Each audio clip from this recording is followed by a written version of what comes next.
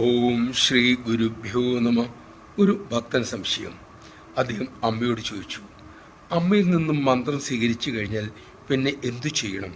അമ്മ പറഞ്ഞു, ഭക്തിയോടെ ആത്മാർത്ഥതയോടെ നിത്യവും മക്കൾ അത് ജീവിക്കുക. അദ്ദേഹം വീണ്ടും ചോദിച്ചു, അതിനുശേഷം എന്തു ചെയ്യണം? അമ്മ അരുളി, മോന് ഒരു പരിധിവരെ ഏകാഗ്രത കിട്ടും. അപ്പോൾ അദ്ദേഹം തിരക്കി, ഏകാഗ്രത കിട്ടിക്കഴിഞ്ഞാൽ പിന്നെയോ? അമ്മ പറഞ്ഞു, മറ്റുള്ള കാര്യങ്ങളിൽ നിന്നും മനസ്സിനെ അകറ്റി കൂടുതൽ സമയം ധ്യാനത്തിൽ മുഴുകാൻ മോന് സാധിക്കും. ഭക്തൻ വീണ്ടും ചോദിച്ചു, അതിനുശേഷമോ അമ്മേ? അമ്മ പറഞ്ഞു, മോന് സമാധി ലഭിക്കും. അദ്ദേഹം വീണ്ടും തിരക്കി, അതിനുശേഷം എന്താണ്? അമ്മ അതീവ ക്ഷമയോടെ പറഞ്ഞു, ആദ്യം മോൻ ആ അവസ്ഥയിൽ എത്തുക, അതിനുശേഷം മറ്റുള്ള പടികളെക്കുറിച്ച് ചോദിക്കൂ, അമ്മ പറഞ്ഞു തരാം. നമഃ ശിവായ. ചോദ്യങ്ങൾ ചോദിച്ചതുകൊണ്ട് ഉത്തരം കേട്ടതുകൊണ്ട് മാത്രം എന്ത് കാര്യം?